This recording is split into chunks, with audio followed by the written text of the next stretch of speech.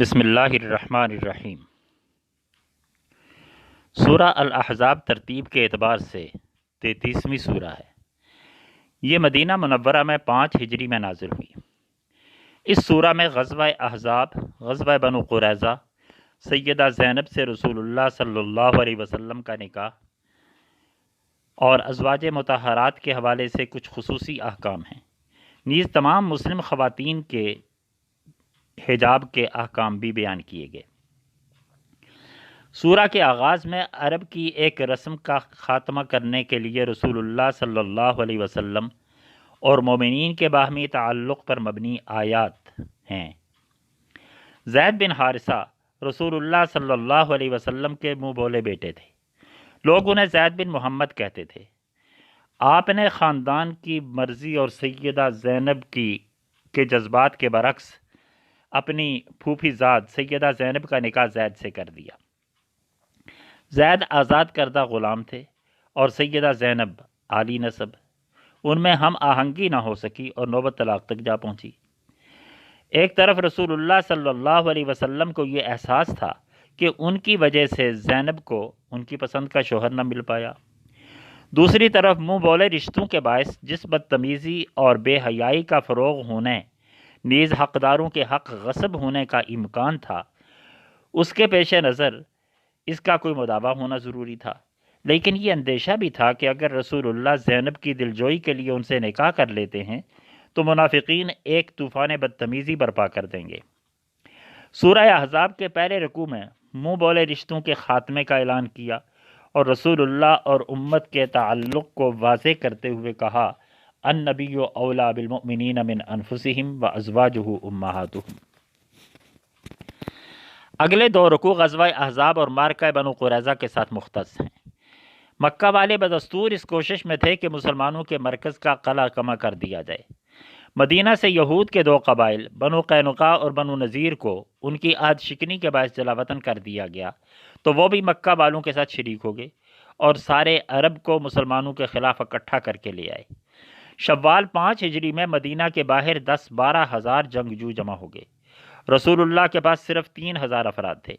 مدینہ کا دفاع کرنے کے لیے خندق کھودی گئی۔ حملہ آوروں نے مدینہ میں موجود یہود کے قبیلہ بنو قریظہ سے، جو مسلمانوں کے ساتھ معاہدے میں تھا، ساز باز کر کے معاہدہ ختم کرنے کا اعلان کروا دیا۔ دوسری طرف مدینہ کے اندر منافقین کو امید ہونے لگی کہ اب ان کا کھویا ہوا اقتدار انہیں واپس مل جائے گا، وہ بھی ہر قسم کی ریشہ دوانیوں میں شریک ہو گئے۔ محاصرے کو 25 دن ہو گئے تھے کہ ایک روز شدید آندھی، بارش، طوفان اور سردی نے نیز غذا اور پانی کی کافی رسد نہ ہونے کے باعث ابو سفیان نے حوصلہ ہار کر واپسی کی راہ لی، اور اس کے بعد رسول اللہ صلی اللہ علیہ وسلم نے اعلان فرما دیا کہ اب وہ نہیں، ہم اقدامی جنگ کریں گے۔ اس سے فارغ ہوتے ہی آپ نے بنو قریظہ کا محاصرہ کر لیا۔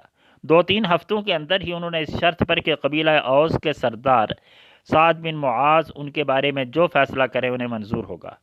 حضرت سعد بن معاذ نے ان کے بارے میں وہی فیصلہ کیا جو تورات میں بدعہدی کرنے والوں کے لیے الوہی حکم تھا، کہ لڑاکا مرد قتل کر دیے جائیں، عورتوں اور بچوں کو قیدی بنا لیا جائے۔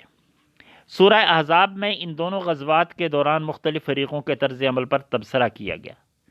اس کے بعد ازواج مطہرات کو بتایا گیا کہ ان کی حیثیت عام مسلم خواتین کی سی نہیں ہے، بلکہ وہ امت کی مائیں اور تمام مسلم خواتین کے لیے نمونہ اور مثال ہیں۔ انہیں اپنی روزمرہ زندگی میں بعض سہولتوں سے دستبردار ہونا پڑے گا۔ ان کی اولی ذمہ داری یہ ہے کہ ان کے گھر میں نازل ہونے والی آیات اور سنن کو آگے مسلمانوں کی خواتین کے طبقے تک بلا کم و کاست پہنچائیں۔ اس کے بعد سیدہ زینب کا رسول اللہ صلی اللہ علیہ وسلم سے نکاح کرتے ہوئے بتایا کہ آپ کسی مرد کے باپ نہیں بلکہ اللہ کے رسول اور خاتم النبیین ہیں۔ اس سورہ میں رسول اللہ صلی اللہ علیہ وسلم کے آداب کے تذکرے کے ساتھ آپ پر صلاۃ و سلام بھیجنے کا حکم بھی دیا۔ مسلم خواتین سے کہا گیا کہ وہ جب کسی بھی ضرورت سے گھر سے باہر نکلیں تو اپنا لباس ایسا شائستہ اور ساتر رکھیں کہ ہر شخص کو معلوم ہو کہ یہ کسی بہت شریف اور باعزت گھرانے کی پاک باز خاتون ہے اور ایکسیسیبل نہیں ہے۔ اس سورہ کے آخر میں ایک بہت اہم آیت ہے جو آیت امانہ کہلاتی ہے، جس میں کہا گیا ہے کہ ہم نے آسمانوں، زمین اور پہاڑوں پر امانت پیش کی، لیکن کوئی بھی اسے اٹھانے کے لیے تیار نہ ہوا۔ لیکن انسان نے وہ امانت اٹھا لی۔ وہ امانت کیا ہے؟ وہ امانت 3 امور کا مجموعہ ہے: ذمہ داری، جواب دہی اور سزا اور جزا۔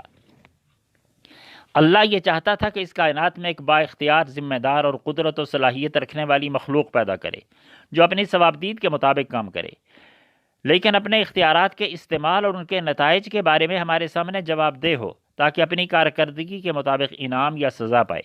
یہی وہ امانت تھی جو انسان نے قبول کر لی، اور اسی کی وجہ سے وہ ایک مختلف مخلوق ٹھہرا، اور اسی کی وجہ سے وہ زمین پر اللہ کا خلیفہ ہے۔ وآخر دعوانا ان الحمد للہ رب العالمین۔